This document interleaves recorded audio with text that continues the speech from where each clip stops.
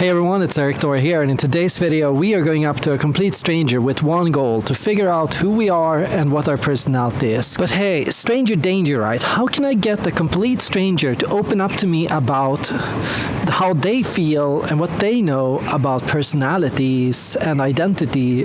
That's why we need a strategy. And I've thought about it, and I come to the realization that if I want to know and find out the truth from somebody, I can't tell them what the answer is. I have to let go of what I know to find out what they know. Hey, sorry, can I ask you a question? Depends on which question.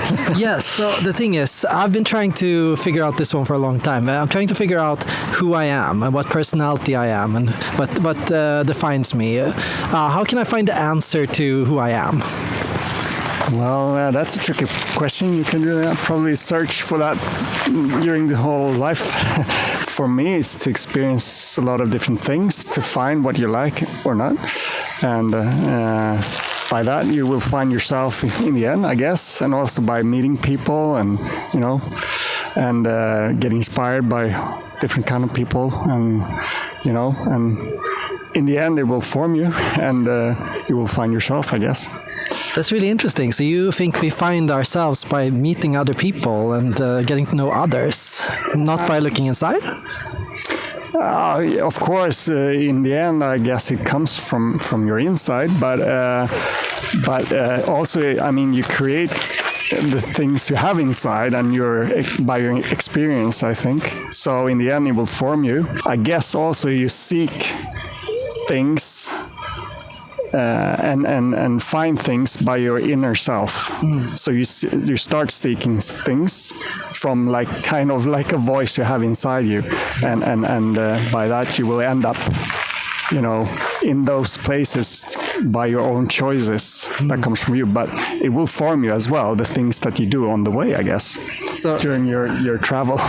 That's really interesting, because that almost makes it seem like I create myself through my experiences. So I'm not even, maybe I don't even exist yet. Maybe I make myself readily while I go out and do things, make choices.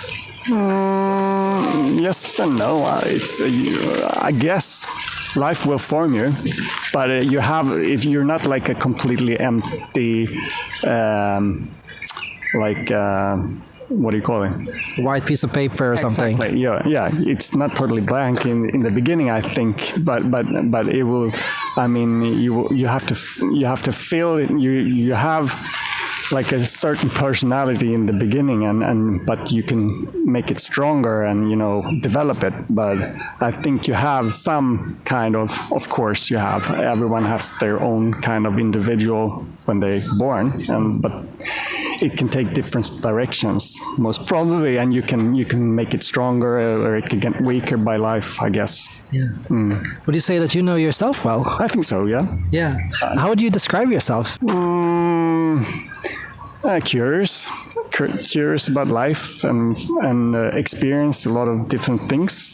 Not like being in the same box during the whole life. I want different chapters in my life and experience as much as possible, because life is short. So yeah. Have you made any big changes in yourself throughout your life? Yeah, many. I mean, I guess like different kinds of lifestyles. I've been moving around quite a lot, so I'm kind of restless. Where have you moved around? No, I've been working in the Arctic at Svalbard in the far north and in north of Sweden, and also a little bit in Africa, South Africa, and in Central America, and so yeah. So 2 different poles of the world, Antarctica and South Africa. Yeah. Yeah. What do you think? How did that change you? Going to Antarctica, for example? I've never been to Antarctica. I mean, the Arctic. Yes. Changed me. It's just you get. I was working as a wilderness guide, and you get really humble, I guess. Like you're kind of small as a human. You're not like the head of the creation. You're in. I mean, when you're up there, you're in hands of nature, and nature decides, not humans, in that part of the world. So you get a little bit humble, and also. it's kind of like a meditation to be in that kind of environment. I think also that you appreciate different things when you're there compared to when you maybe live in a city or something. I feel personally myself, I feel really disconnected when I'm in a city compared to being in nature. Then I get tuned in when I'm in nature and also tune in with myself in somehow. I really appreciate talking to you. Like, I feel very happy that I ran into you, actually, because that's such an interesting story. What was your name? Christopher. Christopher. Yeah. Really, really nice to meet you. I'm running a series on street philosophy with the goal of showing that every single person you meet has more depth inside them, than you realize, that you can learn things from anyone you meet in the world of like polarization and disconnection. I want to show that. How can you connect with people? Interesting, what would your message be to people wondering, like, how can I connect more with others and have better conversations? Like for most Swedes, to open up a little bit and be more open and talk to people and be open for new things. I think it's important. It makes a lot of sense. Thank you again, and have a really nice day. Yeah, same to you. Okay, I'm currently having a conversation with Christopher, and don't get me wrong, I have a deeper ulterior motive here. I'm trying to break the cycle of polarization and disconnection and show people how they can have better conversations. If you want to learn to be a street philosopher and join me in my quest, fill out the form below and join the newsletter and get my free conversation guide, How to be a Street Philosopher.